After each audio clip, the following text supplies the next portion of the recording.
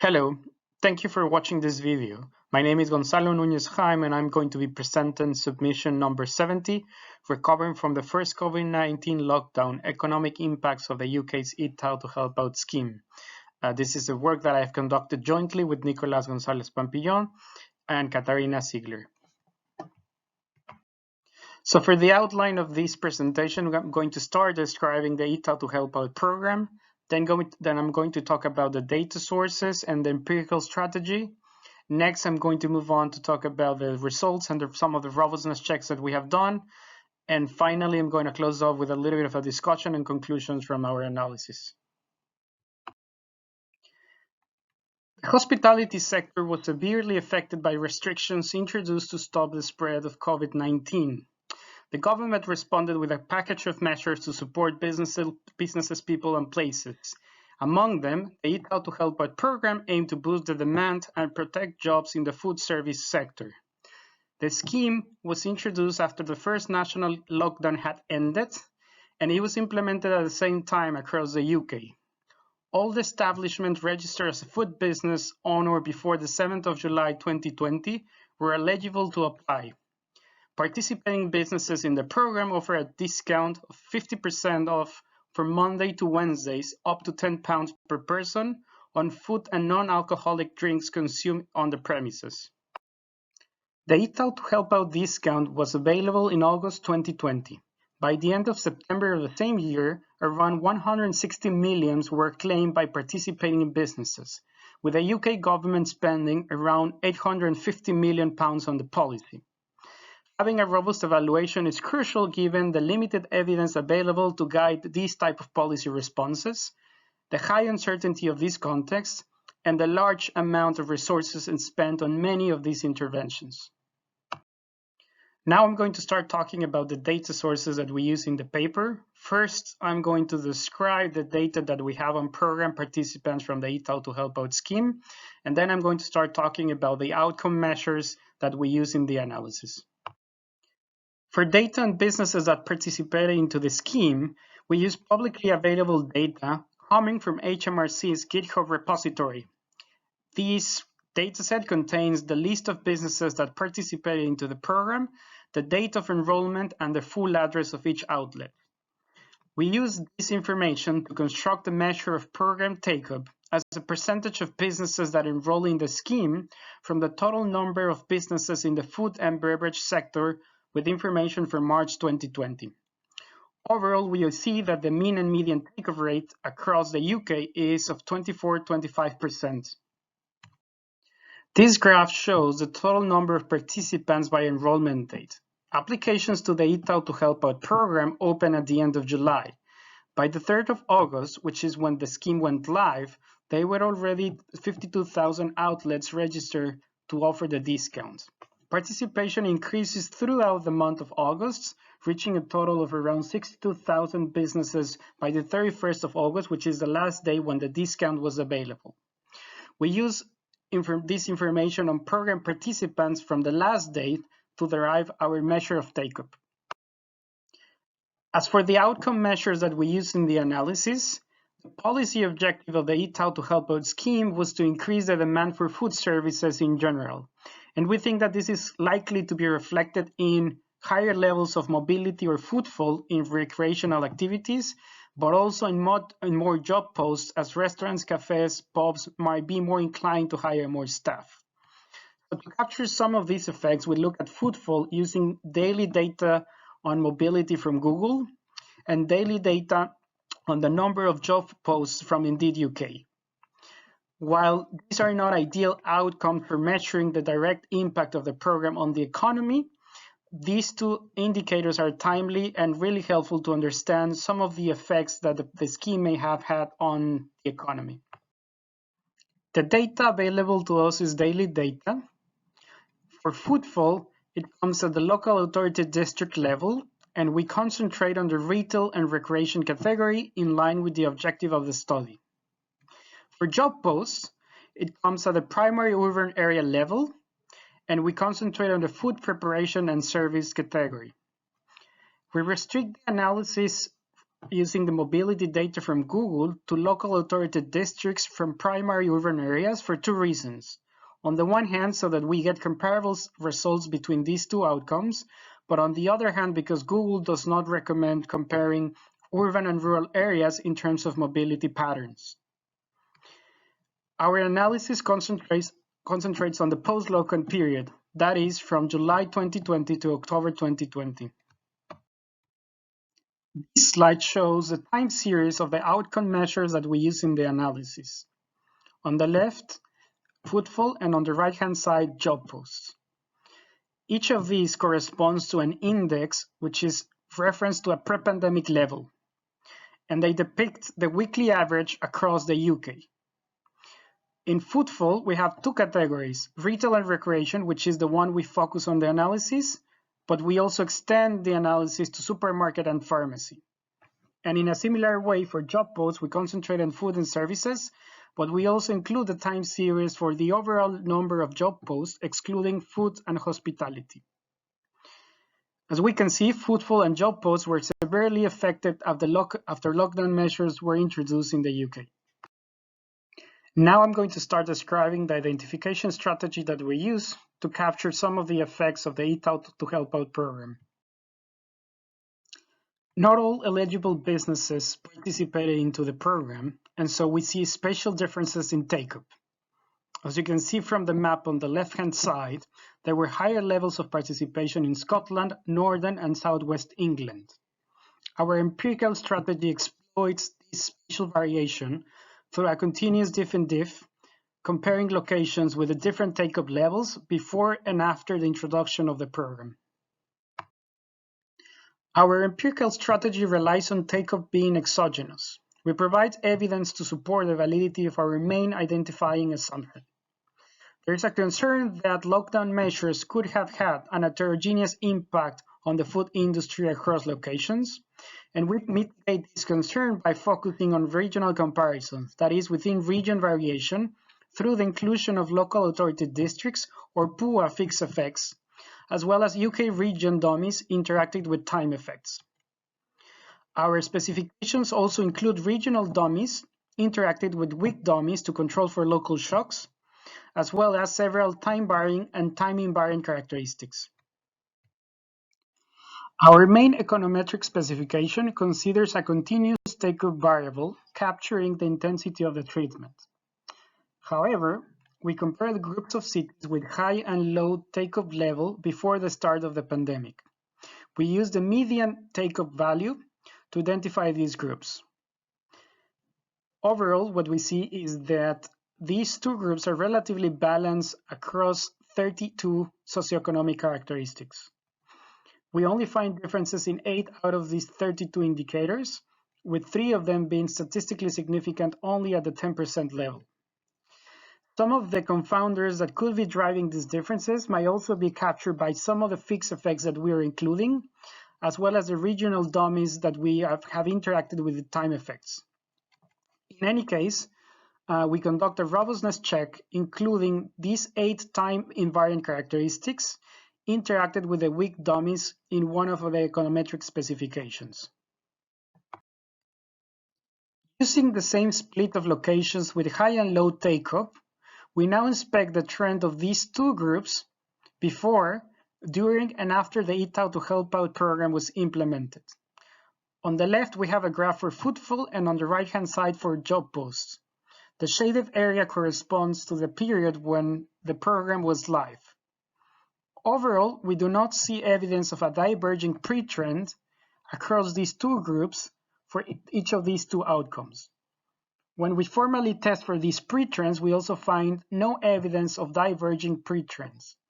In any case, we adopt a cautionary approach and control for the pre-trend in our econometric specifications. Our diff and diff estimates are obtained from the following econometric specification. The outcome of interest corresponds to the natural logarithm of either footfall or job posts. I refers to local authority district whenever we're talking about footfall, or PUA whenever we're referring to job posts. T to date, D to date, W to the week number in 2020, M to the month, R to the region, and C to the country. We include week fixed effects and day fixed effects to account for time-varying factors common to all locations, and we also include local authority district or PUA fixed effects to consider time invariant unobservable factors at this level. We further include week by region dummies, which capture local economic shocks, shocks related to the spread of the disease across UK regions, and local measures implemented to mitigate the spread of COVID-19. Take-up is a continuous and time-invariant measure for each local authority district or PUA, and post is a dummy taking the value of 1 during the days in which the scheme was live and 0 otherwise. The coefficient of interest corresponds to beta, which captures the impact of EOTHO to help out. In our most complete specification, we further include a daily linear pre-trend for each local authority district or PUA to control for potential differences in pre-treatment trends across locations. We also add time-invariant characteristics of local authority districts or PUAs, which corresponds to the natural logarithm of total population and GDP per capita interacted with weak dummies, which control for different trends across locations in these characteristics. We further include the following set of time-varying covariates, which could affect both footfall and the labor market independently of the program, and that are not necessarily captured by the time or location fixed effects that we had included. One of those corresponds to daily dummies for a bank holiday and the extended lockdowns in some of the locations, and a daily number of new COVID cases in each local authority district and PUA. We also include the daily lockdown stringency index at the country level and the monthly number of furlough employees as a percentage of total eligible employees, as well as the number of claimant counts as a percentage of population age 16 to 64 in each local authority district or PUA. Now I'm going to move on to present the results of the analysis and discuss some of the robustness checks that we have done. First, I'm going to present all the set of results for footfall and then the same equivalent set of results for job posts. On this slide, we have an event study graph for footfall in retail and recreation, showing the average effect of EOTHO to help out from our basic specification, which only includes fixed effects. The first thing to notice is that before the program is implemented, the coefficients are not statistically significant, which confirms there is no evidence of a divergent pre-trend. After the program goes live, the coefficients start increasing and become significant by mid-August, and then become again statistically insignificant once the program concludes. This table presents our estimates for the effect of EOTHO to help out on footfall in the retail and recreation category. Each of the columns corresponds to a different econometric specification, where the first one is the most basic specification, which only includes fixed effects, and the fifth column is the most complete specification, including pre-trend and the different set of controls that I described. Overall, we see that the coefficients are relatively stable and always statistically significant at the 1% level. Using our most complete specification, we can conclude that a 1% increase in take-up of the program led to a 0.23% increase in footfall in this category.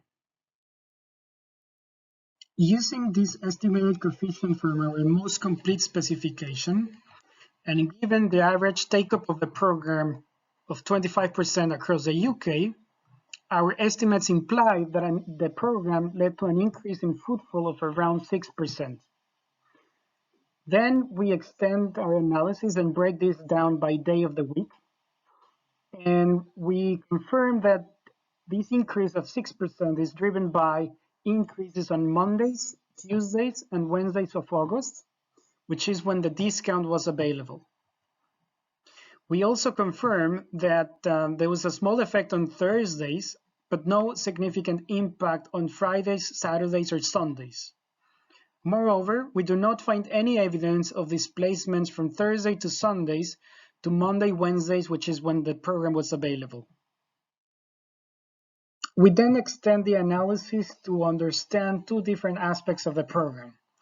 The first one is whether the impact on footfall was concentrated on the month of August or whether it extended beyond the duration of the program. For this, we estimate the cumulative effect from the beginning of the program until the week commencing 19 of October. Our estimated coefficient from our most complete specification is relatively similar to the one we were getting before. So overall, the effect was concentrated in the month of August. The second aspect that we consider is whether the program incentivized people to go out to a different set of places. So basically building their confidence for visiting other type of places. And we test this by looking into trips to other type of outlets, for which we consider the supermarket and pharmacy category of footfall. Our results, also from the most complete specification, suggest that the EOTHO Help Out program did not have a positive effect on trips to pharmacy and grocery.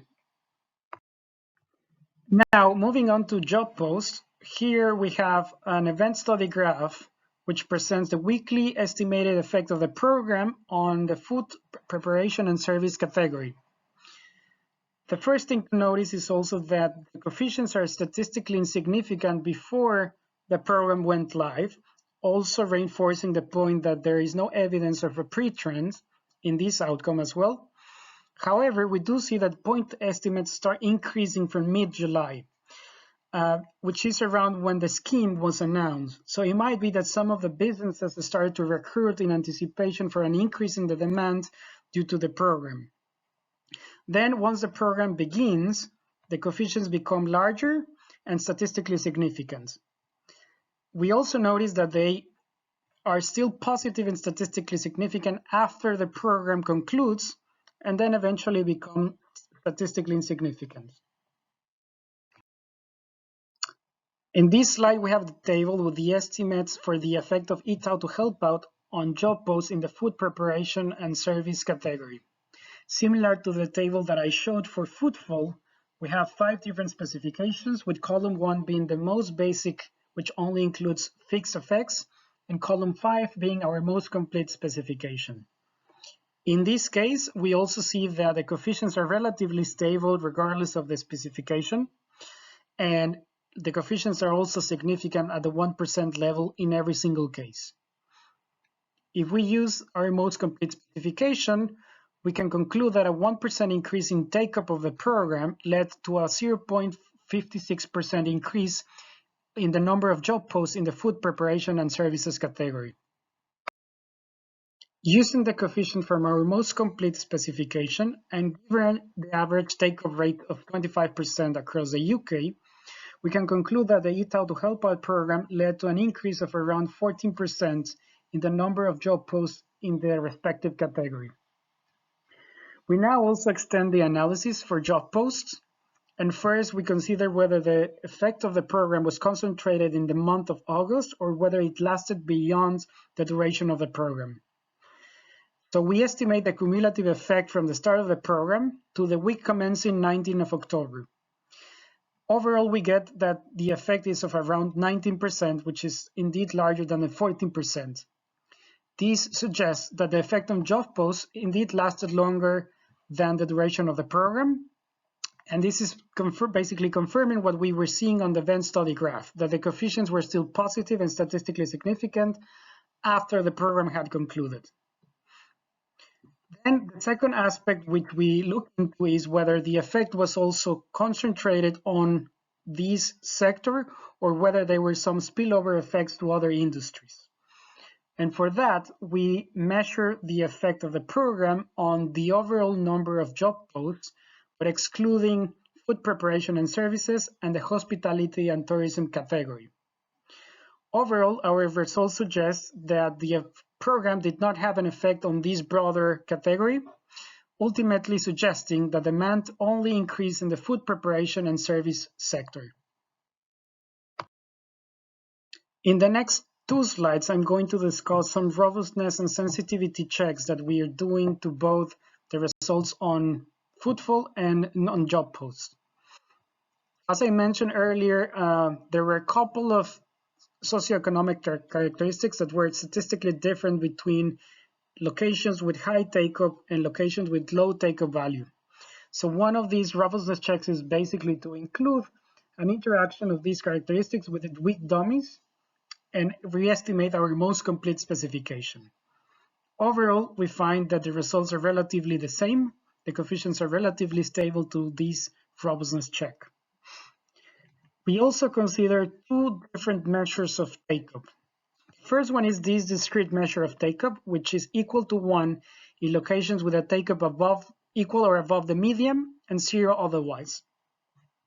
And the second sensitivity check is to adjust the take-up measure, which is time invariant, to consider the date in which each business registered into the program.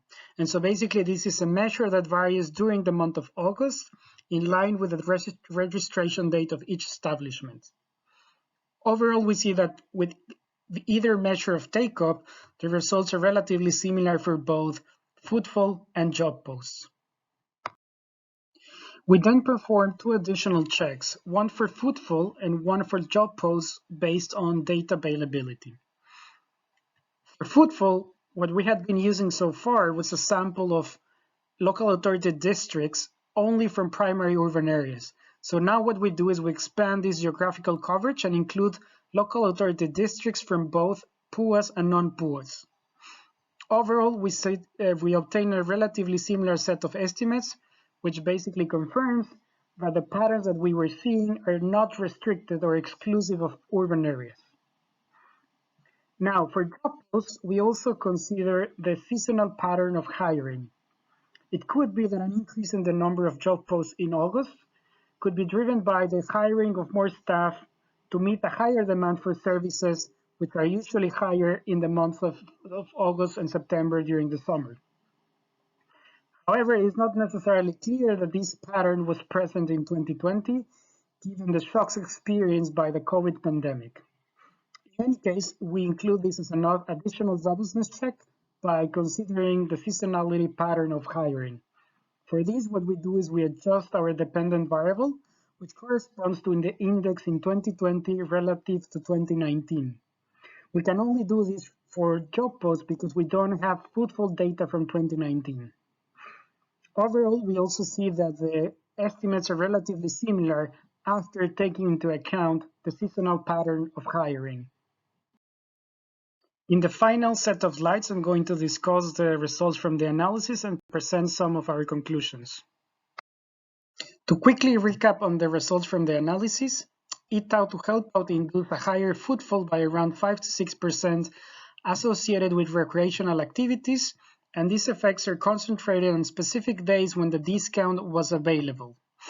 The program did not encourage people to go out for other purposes or to eat out after the discount had ended. In terms of recruitment, EOTHO help out increased the number of job posts in the food preparation and service category on the Indeed website by around 7 to 14%. We also do not find evidence of an increase in the number of job posts in other industries, suggesting the effect on recruitment was concentrated on food establishments. Now, a really important caveat on the data that we have used and as a consequence on the set of results that we have obtained is that these are unlikely to be representative of the wider UK population and set of businesses. And the reason is that the footfall data from Google could be biased towards younger people and population with higher incomes, who might also be more inclined to go out.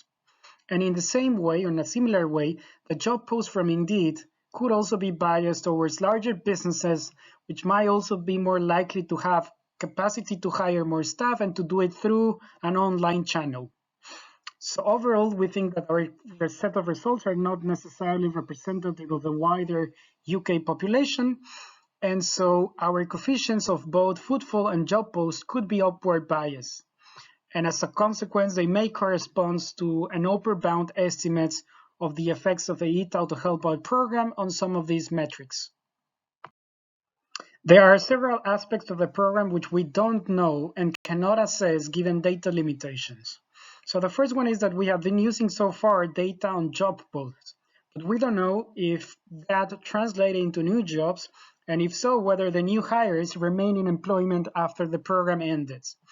We also don't know if the program increased turnover of businesses or the probability of firm survival for those who participated into the program. And finally, the data limitations as well as the interactions between different policies in the times of COVID complicate any cost-benefit calculation of the policy. To conclude, I have some broad policy considerations from the analysis that we have done on the EOTHO Help Out program. Overall, policies designed with the correct mechanisms and implemented at the right time could indeed be effective at helping rebuild the confidence of people for going out and to support the economic recovery. Now, despite the challenging circumstances for the food industry, only 25% of eligible food outlets participated in the program. And this is less than half of what the UK government had anticipated. So it is important to consider mechanisms for achieving a high take-up among the targeted group of businesses. Then identifying the correct timing is also key for a successful implementation of the program. Encouraging people to go out in a sustained way needs considering and revisiting if the conditions are appropriate so that people can continue to do that. Thank you so much for watching this presentation.